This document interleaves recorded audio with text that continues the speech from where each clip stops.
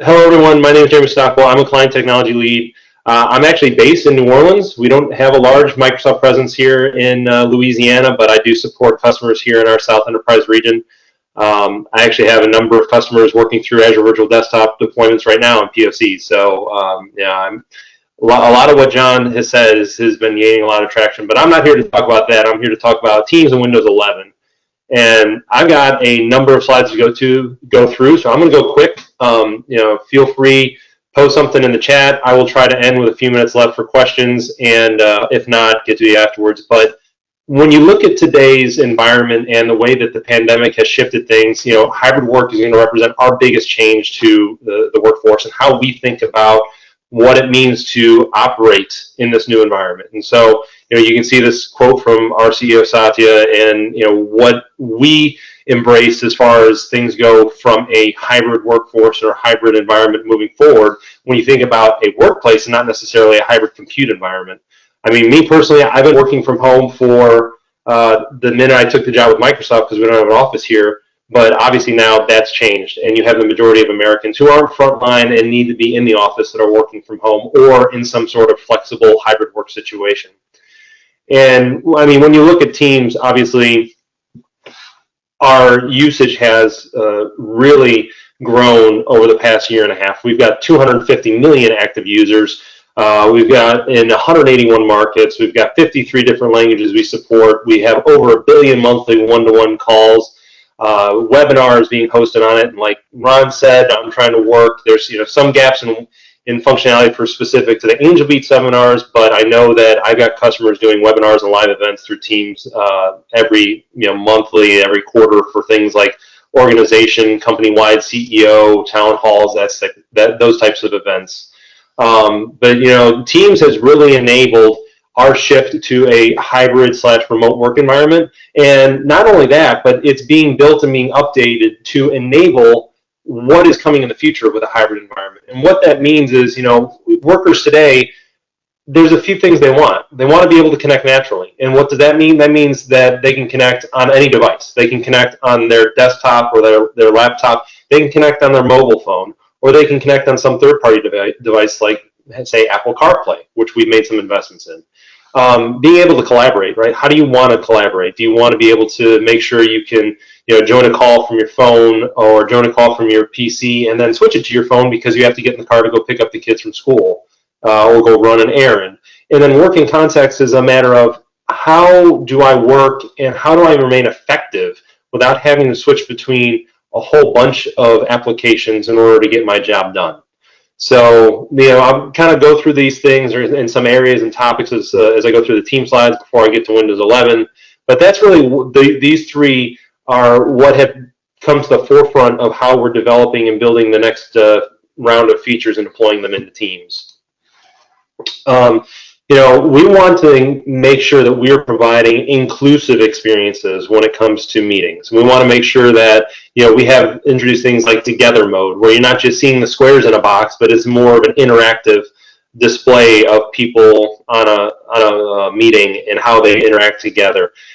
Present with slides. Now we have live presentation in Teams, and if this were a Teams event, I'd be able to show you that. But I can go directly into a Teams meeting, hit present in Teams from PowerPoint, and that allows the users to actually go in and skip ahead if they want to, right? So, or sync back to the presenter. It gives more functionality to the participant as opposed and not just the presenter to be able to look through the content. Customizing how you show up when you're presenting, right? So the standard is, okay, I've got the webcam in the corner and I've got everything else on this large screen. Well, now I can overlay my camera onto the presentation itself. I can be side by side, news reporter view. It just depends on how you want to feel comfortable or what does the presentation dictate. And then obviously we have ways to optimize screen layouts when it comes to cameras. We've got full 7x7 feature capability for up to 49. Don't know if we're doing anything to expand upon that. There's some things in development that are under NDA that I cannot share here, but obviously all that stuff is going to be listed on our Microsoft 365 and Teams roadmap. I mentioned earlier about doing live events and doing sort of town halls, webinars, broadcasts. We can do support events from up to 10,000, and even it's beyond that now. I think it's up to 20,000 attendees in a given event. That can be even through just a Teams meeting, which there's some things that get stripped away from above 1,000 users, where it's kind of only a listen and view only mode for those users. But typically, we say if you're going to do a large event, that's going to be a webinar or a town hall or a Teams live event, which gives you the full functionality like we have in this meeting today, so that you have a moderator, you have select panelists or presenters, and so you don't have people coming off mute and being able to interrupt and do things like that while someone's in the middle of giving a presentation. We have ways to do automated registration and emails so we can support attendee management. We have things that include the ability to structure the controls from a one-to-many experience and be able to make sure that it's a seamless and it's a consistent event for these types of webinars, live events.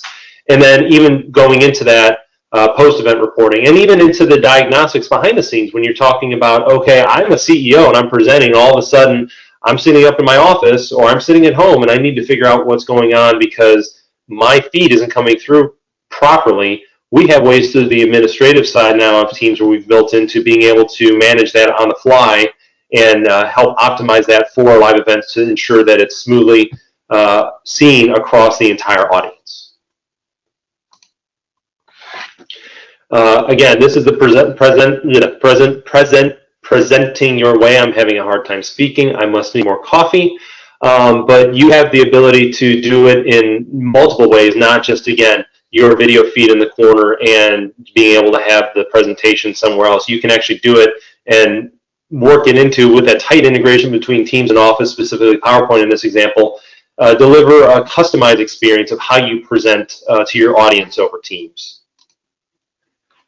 Bringing things together. Obviously, Teams is going to be the way you bring teams, small teams, large teams. It really is up to you, but it's a way that you can have one place to connect with and collaborate your team members across projects, across different whatever it is, different initiatives, build out teams. You can have shared channels. You can have private channels. So that, say I'm in a team itself, and now all of a sudden I've got a small group of that team that really is kind of we're the only ones working on this and need to know it because it's super secretive. So I can, within that team, even distill it down to just a few team members to make sure that we're still collaborating in one place, and we don't have to leave the Teams environment or leave, go to email or do something else in order to keep that collaboration going. Again, thinking about the productivity and helping make sure that users don't have to jump around between one thing and the other and can be in one place to get everything done that they need to do. And then third-party apps is a big thing. I'll get into that a little bit later when it comes to integration with other third parties and even additional Microsoft first-party apps and bringing together the integration we have with our own services. Chat. Obviously, I think this is one of the biggest things people think about when it comes to Teams is it replaced my Skype environment, right? Well, we still have the ability to do chat, and it's probably the single biggest feature used is being able to connect one-on-one or in a group chat, and that chat persists. Say that I have something, and I experienced this the other day where I was dealing with a customer issue and I needed to bring someone else into the chat to kind of provide their perspective and see if they can help. Well, all I have to do is I just click a button, add them, and I can choose to share that entire chat history with them so that I don't have to go back through and re-explain everything that they need to know in order to bring them up to speed. And that's a big thing even when it comes to the teams on the previous slide and even group chat. Say that I'm onboarding new users. It's a great way to help users, help new employees, whether they're office, knowledge workers, frontlines, being able to give them the right access to the information, the data, so they can ramp up quickly, hit the ground running, and you're not worrying about having to make sure that, oh, I didn't give them access to this data in this place. I didn't give them access to this HR info in this place. It's all there. It's all linked or it's all available. And it's ways that users can really, again, save time and know I've got one place to go if I need to find all of that information. I mentioned this earlier, staying engaged on the go. We've actually made enhancements into using Teams through Siri, the Apple Assistant, and Apple CarPlay. I recently just switched to Apple myself, and It's a really integrated experience when it comes to using Teams meetings and Teams audio, whether it's on an iPhone or it's I got to get in my car and plug in and use the audio, the microphone and speakers in my car. It's all seamless and it all goes through it, and it looks just like a regular phone call on an iPhone. Hopefully, some of you, Apple users have seen this already. But to me, it makes a big difference where I'm not having to go back on my phone and figure out, all right, where's the Teams app? I need to go mute or unmute from there. It's all just done in one place through just the integration with the iOS and the Apple environment, the Apple ecosystem. Again, I talked about shared channels. I talked about private channels. I talked about being able to make sure we are collaborating with the people and we're grouping that collaboration where we need to be. We want to make sure that we are putting together an environment that allows users to connect and collaborate with those people who they need to most when it's a project-based or whether it's client-based, customer-based, whatever it is. The structure and layout of Teams allows you to do that and do it in a secure way, and I'll touch on security a little bit later. Over 85% of business decision makers, they collaborate with customers, partners, vendors, and with Teams, I go and I talk to customers on a routine basis through Teams. I can send them a chat. I can add them to a team, be able to post information there. And that way I don't have to worry about clogging up their inbox. And I can mention them. And so it pops up and it shows on their feed in Teams and knows, hey, I've got something that I need to go look at. And I need to make sure that they're quickly paying attention to it. And they know exactly where to find it. It's all within Teams. I don't have to go search an email to go, did it come through? Oh, wait, it came through this time. Oh, no, it went to my junk. Nope, it's all in the Teams app, and it's all there right for you to find and see easily. And the search functionality within Teams, too. It's very enhanced, and it's I am able personally to find things much easier through Teams and searching than trying to do searching in Outlook and Exchange. Asynchronous. This is probably one of the biggest things and advantages of Teams that came online and that allowed remote workers and workers when they went home during the beginning of the pandemic to continue working, right? You don't need to be in the office, and some people don't work all at the same time, right? So Teams provides that asynchronous collaboration so that if I had to deal with, homeschooling and kids and being, mom, dad, or teacher at any given time during the day when they were at home before school started back up. Well, I could come back to Teams and I could respond when I needed to and look through the chat history and see what I missed. And then I can make sure that I can get the information, the answers, or whatever it was back to my team when I was able to, right? And then they can go through and they can see exactly what they want to see when they log back on, because again, depending on the scenario, depending on how the hybrid work scenario is working right now, not everyone's an 8 to 5 or a 9 to 5. Some people may have to do a little more at night. Some people may be early birds and rising in the morning. It's all there and it's all in one place to go find.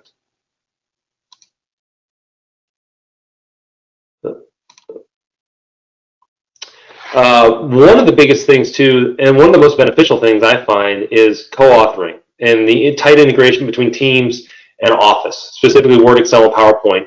It has made it so much easier from the earlier days of using SharePoint, 2007, 2010, and the earlier versions of Office, where I had to go check out a document, put my information in, check it back in, have someone else pull it up, being able to review it. No, that is ancient history. Now, I, along with any other user that has access to that I've given edit access to, can pull up the document and in real time see the changes that I'm making. They can see, oh, I'm typing. They can actually now see it as I'm typing words into a Word document. They can actually see what cell that I'm on and see the update happen in real time. They can see what slide I'm on in PowerPoint if I'm adding an image. All of that makes it so much easier to collaborate and get things done in real time. I'm going into a customer presentation. I need someone to review it. And in real time, they can be in PowerPoint or through Teams, and I can be in PowerPoint and through Teams, and making those and having that chat going on at the same time, or having a one-on-one call through Teams and saying, okay, well, this is really what needs to be done, seeing it done in real time, and instead of having to wait for someone to go back and check it in and then pull it back out, they can see it in real time, see it done, and go, yep, that looks good, let's go.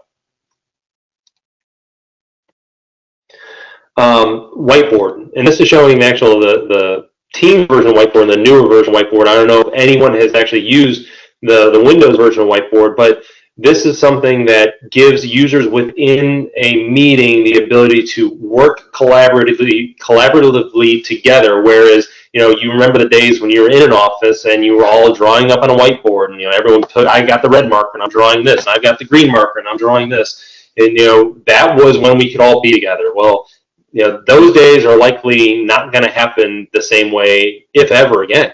So the whiteboard through Teams provides a way for users to do that virtually and bring content in, not just drawing, but you see here, bringing graphics in, bringing screenshots in, being able to overlay those on the whiteboard, being able to annotate on them with inking. That's all available and provides a new way through whiteboard within Microsoft Teams to be able to collaborate and get things done quicker, and then save that and provide it for future context when they need to be added to the team later, or to reference if subjects come back up again. Companion mode, I personally love this. It's one of those things where, I had it the other day demonstrating to a customer. I can go in and say that I'm joining something from my phone or something from my desktop. I can be joined on both at the same time. And say I need to demonstrate the mobile capabilities of Teams. Well, I can go ahead and just join it without the audio on my mobile device, share my screen, and you can see everything I'm doing there. But even though all my audio and video feed is coming from my PC. So you're no longer just tied to a single device when it comes to collaboration within Teams. You can actually do it through multiple devices, and it provides you more capabilities in that sense. Security. We here at Microsoft like to say that we run on trust, and obviously, if we don't get the trust of our customers and our users, why would they use us, right? So why would they go to something like Teams and Office 365 and Azure Virtual Desktop and Dynamics? All of those things on the back end, we provide and overlay our security on top of all of it. And, we have tight integrations with our Microsoft Defender suite to make sure that things like digital loss prevention, encryption of data, especially sensitive information, tagging, all of that is built in across all of our modern work suite. So Office 365, Exchange, Teams, SharePoint, OneDrive, it's all in there, and it's from a single place, and it provides a way to securely make sure that you are protecting the data that's in your environment. And with something like Teams, you make sure that, hey, if a user is invited, an external user is invited to be in the team, that there are specific things that are enforced within that team, that they cannot take data out, that team has to be secured so that user is in read-only mode. They cannot do certain things that they have and that team can't change unless that user leaves. Might go through these a little quicker here with devices. Obviously, we have the ways to do things through direct calling, through meetings, Surface Hub. So we've got peripherals. I've got a Microsoft Cam webcam. We've got new Microsoft devices. We have the Surface headphones. We've got phones through third-party providers to do Teams calling, cloud-based calling. We've got displays, Teams rooms through our third-party partners, and then obviously our first-party Surface Hubs that provide those capabilities when it comes to individual and team collaboration through Teams meetings. Teams rooms, these are something through things like Crestron, Lenovo, HP, provide ways to integrate into existing conference rooms that you have. So now people are going back to the office after the pandemic, and it's like, all right, well, we were using Teams all the time, and we still have some people remote, still have some people coming to the office. Teams rooms allows you to say, okay, I'm going to take that display that's already on the wall and integrate it directly into Teams, so you get the functionality of a one-touch join when you need to go into that room and join a meeting and bring others into the collaboration. Hot desking, this is a big thing. Think about when users go back into the office, what is that environment going to look like? Are they going to have a dedicated space they can go to and they can sit at all the time?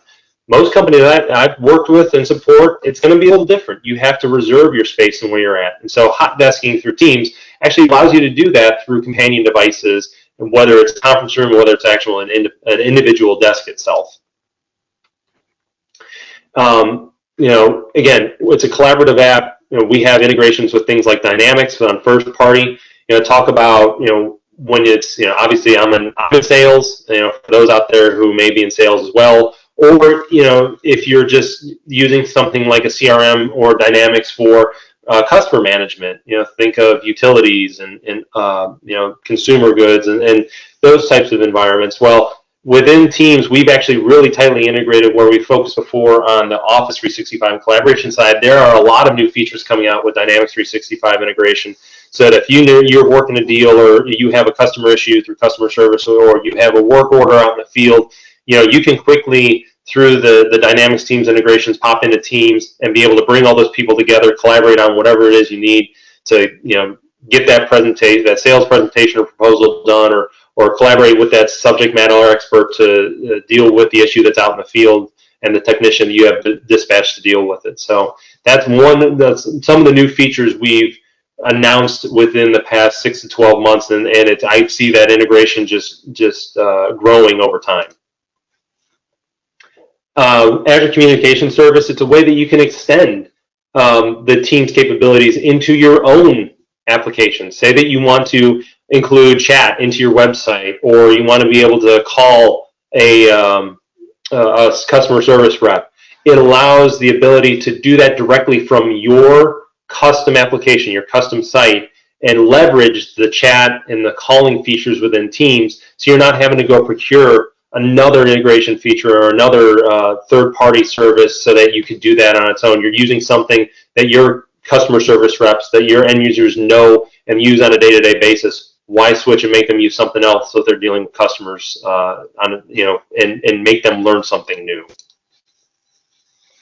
Teams and Graph, obviously this is on the back end. You get a lot of information and a lot of clarity and a lot of ways to look at how are your teams interacting together and how do you manage. You can, through the graph, it's RESTful API to do things like create teams, create messages, interact.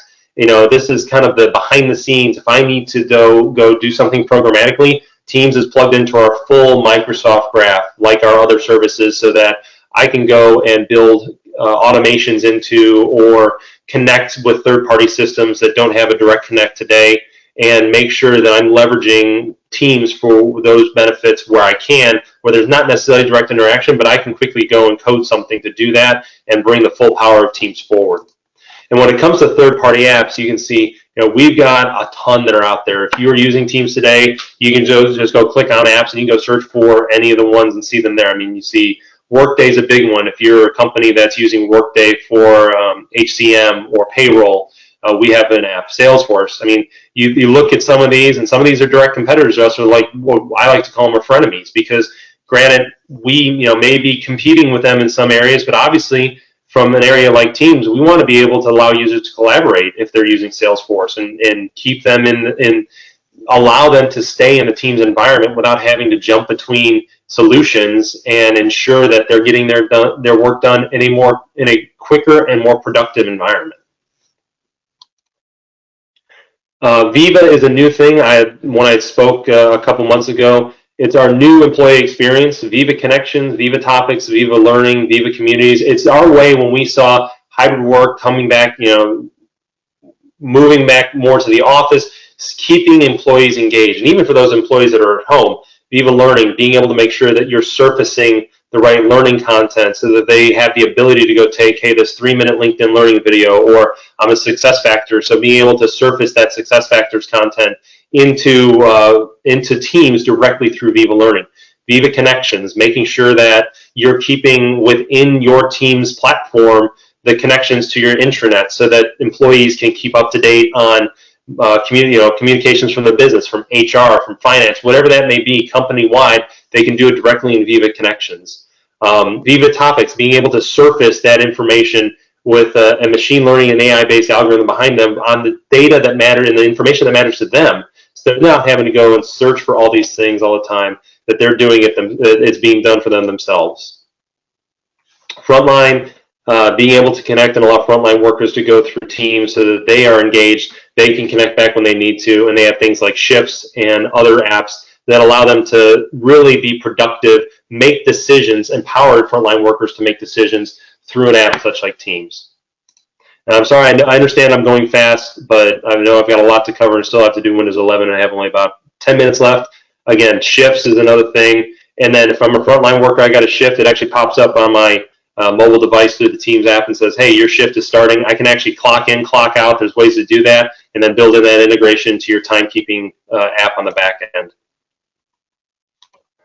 Again, being able to look at their connections, being able to connect back to communities within the headquarters of business, whatever that is, and connect to other frontline workers if they're at different sites across the country, across the globe. And again, so the 3 ways: making sure we're connecting naturally in the way we want to, collaborating in the way that you're used to, and making sure working in context and keeping you productive are the 3 things that we're really driving towards with teams today and what we're building towards teams in the future. So, appreciate the opportunity of, hey, you want to know what's next? There's a Teams website, there's Teams blogs. If you need help with Teams, I would suggest reaching out. If you have a Microsoft rep, start there. Fast Track is always available as a free resource. And then there's always the blog posts, there's Teams Learning, and there's actually a lot of learning within the Teams app itself if you just go search for it. So